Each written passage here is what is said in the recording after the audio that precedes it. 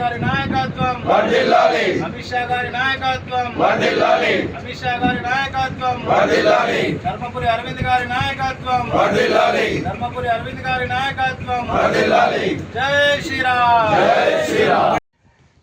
అంకాపూర్ గ్రామానికి చెందిన రైతు బిడ్డను బీజేపీ నాయకుడు పల్లె గంగారెడ్డి గారిని మొట్టమొదటి చైర్మన్గా నియమించడం, ఇది తెలంగాణ రాష్ట్రానికి నిజామాబాద్ జిల్లాకు ఎంపీ గారు సాధించి పెట్టినటువంటి ఘనత. ఈరోజు ఆపరేషన్ సింధూర్ తర్వాత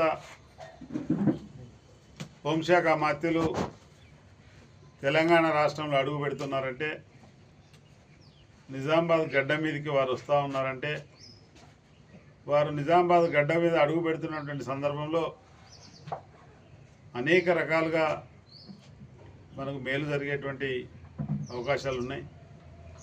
కేంద్ర ప్రభుత్వంలో చురుకైనటువంటి పాత్ర పోషిస్తున్నటువంటి హోంశాఖ మంత్రులతోటి నిజామాబాద్ అభివృద్ధి కోసం, నిజామాబాద్ డెవలప్మెంట్ కోసం, నిజామాబాద్ రైతాంగానికి మేలు జరిగే విధంగా గౌరవ పార్లమెంటు సభ్యులు విన్నపంతో అనేక కార్యక్రమాలు భవిష్యత్తులో కూడా చేసుకునేటువంటి అవకాశం. ఇది భారతీయ జనతా పార్టీ కార్యకర్తలకే కాకుండా యావత్ నిజామాబాద్ జిల్లా ప్రజలకు, నిజామాబాద్ రైతాంగానికి మేలు జరిగేటువంటి అవకాశం ఉంది. ఈ విషయాన్ని నేను ఎందుకు చెప్తున్నానంటే, ఒక పసుపు బోర్డు కేవలం ఆర్మూర్, పాల్కొండ, నిజామాబాద్ రూరల్ ఆ ప్రాంతాల్లోనే ఉంది. బోధన్, బాన్స్వాడ ఈ ప్రాంతాల్లో పసుపు ఎక్కువ లేదు కానీ రైతాంగం భావించవచ్చు. ఈరోజు అమిత్ షా గారు పర్యటన సందర్భంగా గతంలో ఆసియాలోనే నెంబర్ 2గా ఉన్నటువంటి బోధన్ సహకార చక్కెర కర్మాగారం లాంటి మనకు ఉన్నటువంటి ఫ్యాక్టరీలు, అటువంటి ఉన్నతమైనటువంటి ఫ్యాక్టరీలు ఈ ప్రాంతంలో నెలకొల్పాలని, ఈ ప్రాంతంలో ఉన్నటువంటి యువతకు ఉద్యోగ అవకాశాలు కల్పించాలని, ఈ ప్రాంతంలో పండేటువంటి పంటలకు మంచి మద్దతు ధరలు లభించాలని, రైతుల కోసం భారతీయ జనతా పార్టీ అనేక రకాలైనటువంటి కార్యక్రమాలు చేపడుతూ ఉంది.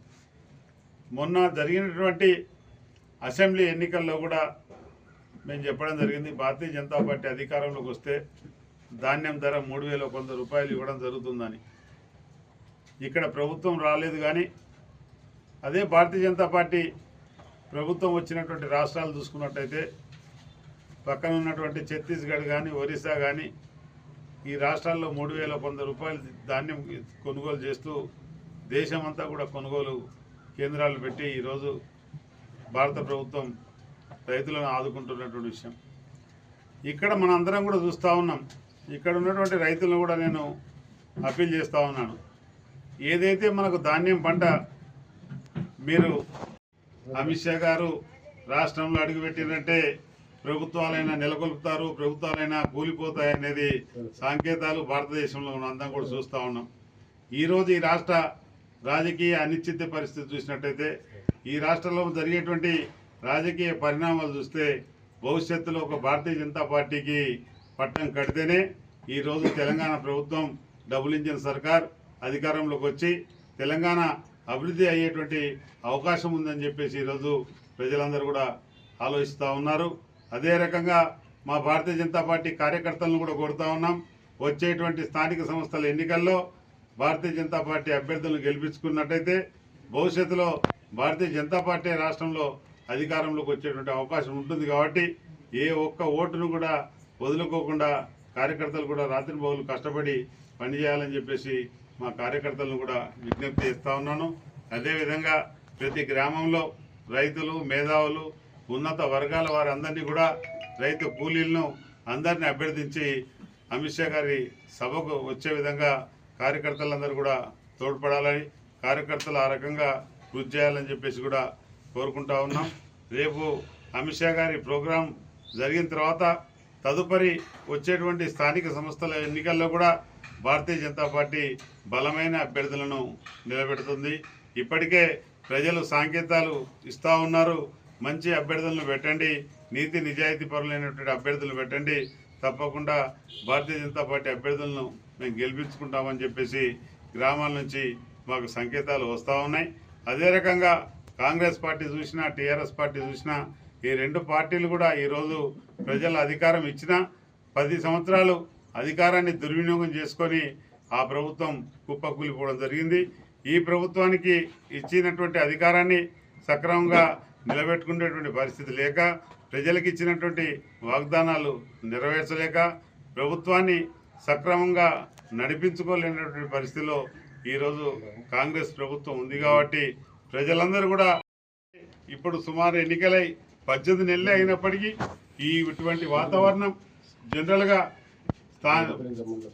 అసెంబ్లీ ఎన్నికల కన్నా ముందు 6 నెలల ముందు సంవత్సరం ముందు జరిగేటువంటి వాతావరణం కేవలం సంవత్సరంన్నరకే ఇటువంటి వాతావరణం ఉందంటే కాంగ్రెస్ పార్టీ వైఫల్యం మనందరికి కూడా కనిపిస్తూ ఉంది.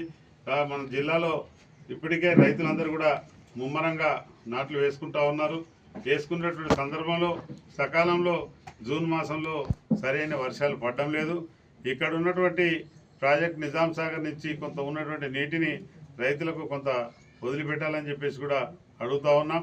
గోదావరిలో వచ్చిన నీటిని వచ్చినట్టు లిఫ్ట్ల ద్వారా కూడా నీటిని తొందరగా విడుదల చేసేటువంటి అవకాశాలు ఉన్నాయి. కాబట్టి వాటన్నిటిని కూడా వినియోగించుకోవాలని చెప్పేసి కూడా ఈ రాష్ట్ర ప్రభుత్వాన్ని కోరుతా ఉన్నాం. ముఖ్యంగా మనం అందరం కూడా కలిసి అమిత్ షా గారి ప్రోగ్రాంను విజయవంతం చేద్దామని కోరుకుంటా ఉన్నాను.